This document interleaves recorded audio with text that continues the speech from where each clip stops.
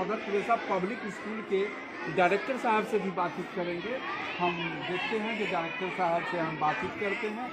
आखिर हमने सुना है यहाँ के डायरेक्टर खुद गाड़ी को ड्राइविंग करते हुए जाते हैं, बच्चे को लाते हैं, फिर घर तक पहुँचाते हैं। इनमें खास बात यही है जो समाज में ये जुड़े रहते हैं, बच्चों के बीच जुड़े रहते हैं। इनसे पूछते हैं कि क्या ये बात सही है या गलत है। सर परिचय देंगे सर, यहाँ के हम डायरेक्टर साहब से बातचीत करते हैं। ये भी सुनने में आया सर, जब मैंने गांव में टोला में नाम सुने तो कहे जो बच्चे से इतना लगाव रखते हैं वो समाज के अंदर में जो बच्चे इधर उधर खेल रहे हैं उनको भी पकड़ करके गार्जियन से कह करके वो लाते हैं। कम राशि में बच्चे को भी ज्ञान ये देने का काम करते हैं।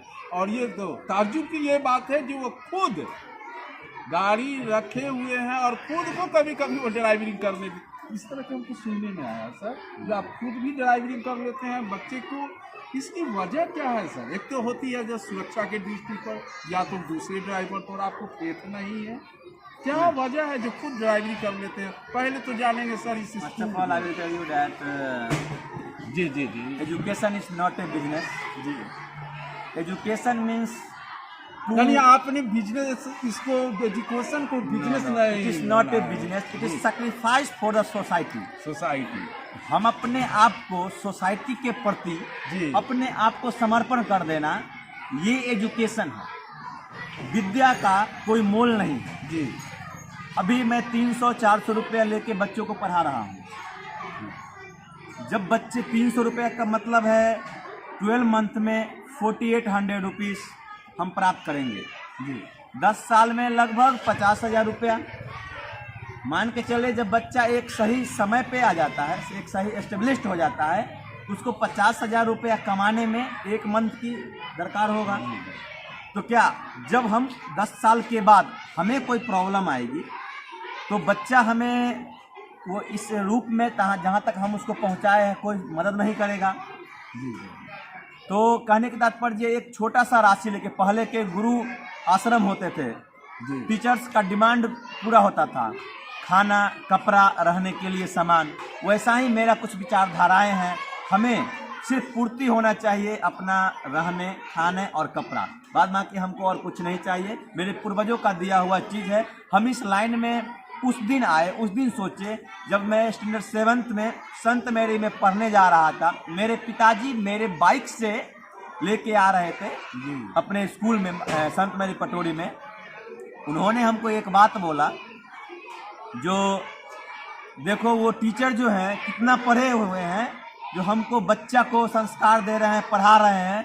उस दिन से मेरे अंदर एक जज्बा आया जो नहीं, मेरे को भी पढ़ाना है, हम भी इस समाज में पढ़ाई लिखाई के नाम से आगे जाने जाएं। उस दिन से ये दृढ़ संकल्प लिए। स्टैंडर्ड 7th में जब थे उस समय मेरे संत मैरी के डायरेक्टर और प्रिंसिपल दोनों हमें मोटिवेट करते रहते थे, हमेशा मैनेजमेंट में हम हाथ में बटाते थे।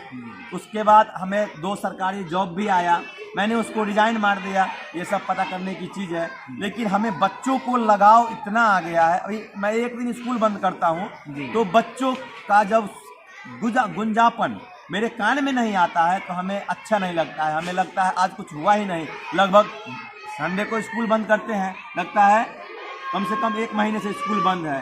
ये भावनाएं हमारे प्रति जो है तो बच्चों के प्रति हम लेके आ रहे हैं। जैसा कि आपने बोला हमको, आप खुद गाड़ी चलाते हैं, गाड़ी चलवाने मेरे पास 3-3 स्कूल की गाड़ी है।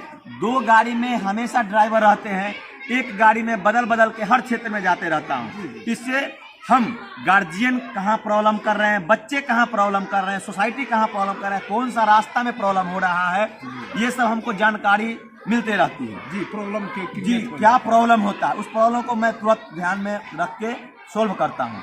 महिलाएं भी, बहुत सारे महिलाएं टीचर बने हुई हैं जी, उनसे भी मैंने इंटरव्यू लिया जी। उन्होंने खास तौर से आप ही का नाम ले मेरा नाम इसीलिए ले रहे हैं जो वो घर में रहना ज्यादा पसंद करती हैं। आपने इस देहात क्षेत्र में एक मदर टेरेसा पब्लिक स्कूल में आप अपने स्कूल में कैसे ले आए जी? सबसे पहले तो सभी टीचर लगभग आप ही का नाम ले रहे हैं। हमारा नाम इसीलिए ले रहे हैं क्योंकि मैं कोई भी टीचर्स को ट्रेंड करके नहीं लाया हूँ। मैं अपने हाथों से खुद टीचर्स को ट्रेंड करता हूँ अपने तरीका से। जैसे मेरा मनोभावना है वैसा ही मेरा हर एक स्टाफ, मेरे अंदर अभी 9 स्टाफ काम कर रहे हैं।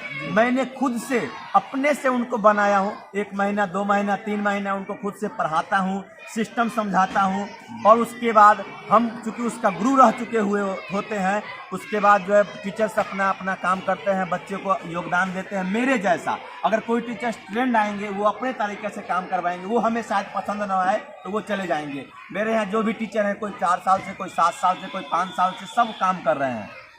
इसी से मैं संदेश यही देना चाहता हूँ, और दुनिया भी जान रहा है, आप भी जान रहे हैं, ठीक है ना। जो हमारे अंदर से खुद का टीचर्स का टैलेंट जो है आप खुद ने परख लिया। मेरे बच्चों में, मेरा बच्चा इंग्लिश बोलता है, 1-2 क्लास के बच्चे मेरे इंग्लिश बोलते हैं। बोलता ही नहीं, translate to Hindi, yes it is that, हाँ यस, बिकॉज देखा है, यस बिकॉज जब हम पढ़ रहे होते थे तो हमें वॉशरूम जाने में अगर हिंदी बोला जाता था तो हमें मार लगता था, ठीक ना। हम उसको मारते नहीं, हम उसको सिखाते हैं।